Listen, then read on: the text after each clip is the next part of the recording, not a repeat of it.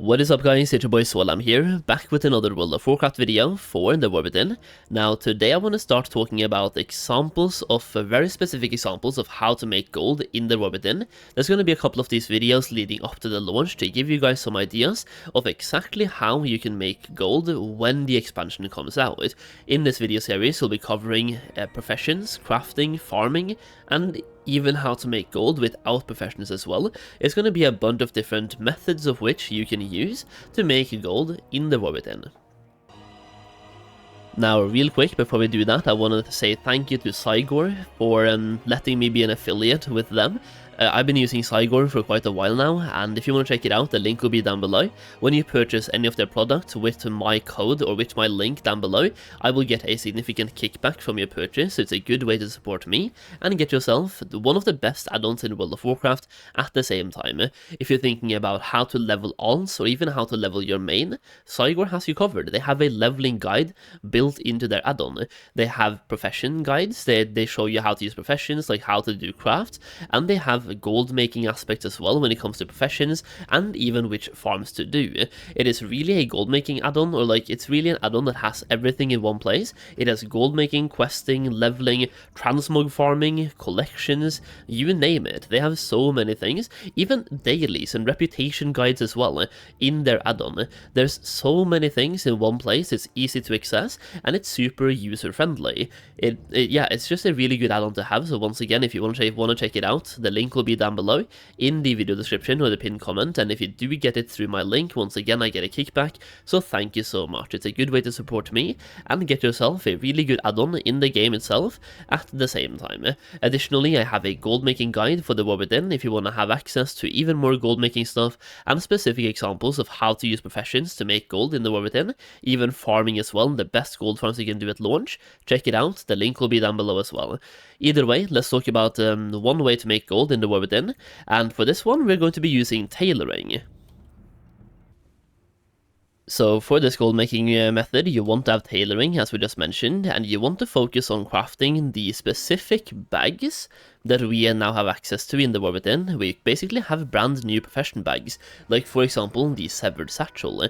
This one is a tailoring bag that increases the maximum yield of Castle Gar Unraveling by 1, and as a tailor you can make any of these bags for any single profession out there. So you have the Severed Satchel for example, and you also have this one, the Concoctor's Clutch, which increases the chance of Garvey experimentations discover a new recipe by 1%. We have the Darkmoon Duffel.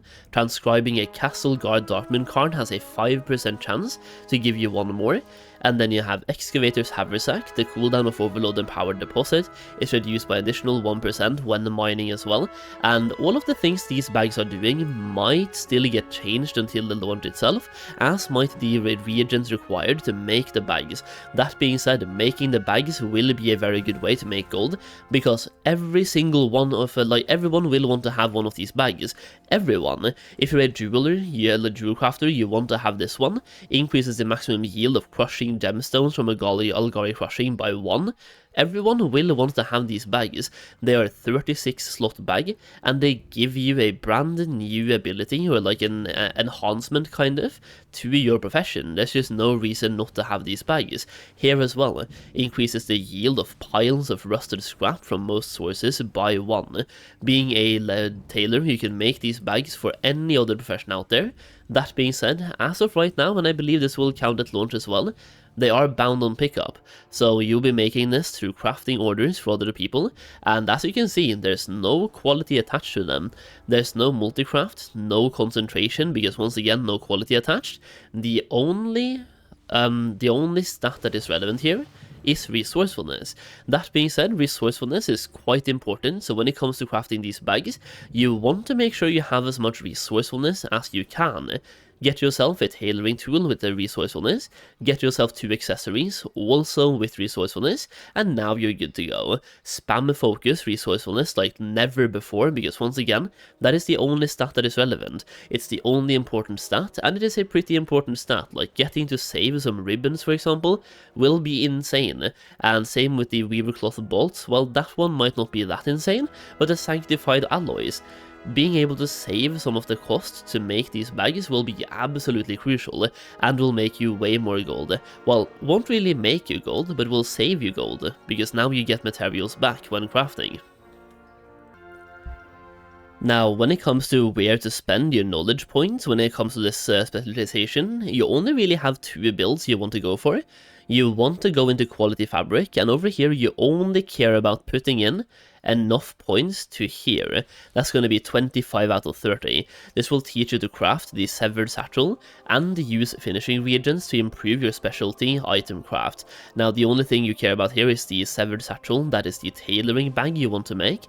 After that, the only other tree that is relevant to you is this one right here. So you want to learn this, and learning a subspec, you don't even have to put in any points here, you just learn textile treasures, then go straight down to extra threads, because this gives you resourcefulness across every single craft in tailoring, and also makes it so your resourcefulness saves even more reagents when crafting as well.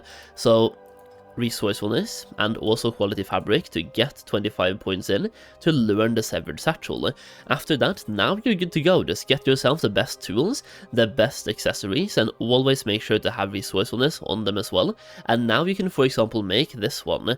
As of right now, this one is super cheap to make. I don't know if these will be the final materials to make this one, but let's take a look at the other ones. So going to this one, for example, 150 Acuity and a bunch of materials. Now, in a perfect world, the people that are putting out the crafting orders will supply all of the materials. You can just put in here, like you can put in different reagents to help you, like increasing your chance to get a skill point. You don't care about that, because you can put in even more resourcefulness if you have any of these embroidery threads. But in a perfect world, they will supply all of the materials and just pay you to do the craft. Now, where things get a little bit interesting here is that Acuity will be really hard to get at launch. You will have 200 from the start from a quest in Dornogal. After that, you are locked to first time crafts, a couple of, not treasures, but like the items you loot from mobs in the open world. You have a couple of those on a weekly basis, and then you have the weekly quest. So people will get probably 300 Acuity in week 1, which means that everyone will have enough Acuity for their bags, because if you get 300 and you only want to have 2 bags, you can then spend your Acuity and make 2 bags. That's perfect. But then you can't get any tools. Now, I wanted to bring this up because all of the recipes that you need to buy here, they also cost you Acuity, and you will also have a cap on Acuity. So you can either spend your Acuity to learn recipes, or you can spend your Acuity to get your profession tools, accessories, like both of your accessories, or you have to spend them on getting the recipes. That's kind of where maybe you want to have more than just one tailor to be able to make more bags, because if you spend your Acuity from week 1, you can buy 2 recipes. Now, let's say you buy the clutch, this one, for alchemy, and you also go for the duffel bag for inscription. Now you can only make these 2. You can't do anything about the ignition satchel, for example, and you can't do the jeweler's purse. So maybe you want to have more than just one tailor focused on these, if you want to really focus on making gold from these profession bags. And the thing is, profession bags like these are brand new to the War Within, so you can bet that everyone wants to have them. Everyone will want to have a profession bag for their professions.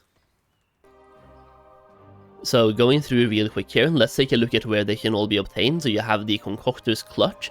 This one can be obtained from Castlegar world vendors and will cost you 150 Acuity and 1,500 of a brand new resource called Kedge.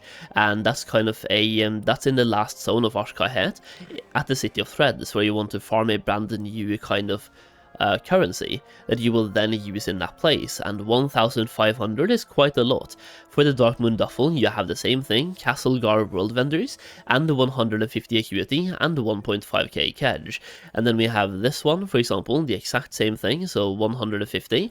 Then we have this one, Awakening the Machine. That is something completely different that you can then get the ignition satchel for. So this one you can get either, like, you don't even have to spend any Acuity to get this one, which is perfect.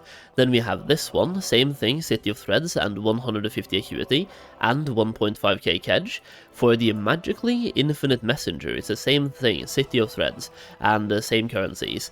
For the Prodigy's Toolbox, exact same thing, City of Threads, and the same currencies, once again, Gardener's Seed Satchel, City of Threads, and the same currencies, Hideseeker's Tote, only 150 acuity this time, from Waxmonger's Squick, in the Ringing Deeps. Then we have the Hide Shaper's Work Bag, in the City of Threads, with 150 acuity, and 1.5k kedge. Now, I'm probably going to have a different video talking more about the kedge resource slash currency that you can then farm and spend as well, because you want to have quite a few of those apparently. So I'm probably going to make a video about that as well. But as you can see from the Acuity, you will have to make a choice here on which bags you want to make, and then you would have to buy those recipes and milk as much profit as you can from the bags you choose to get.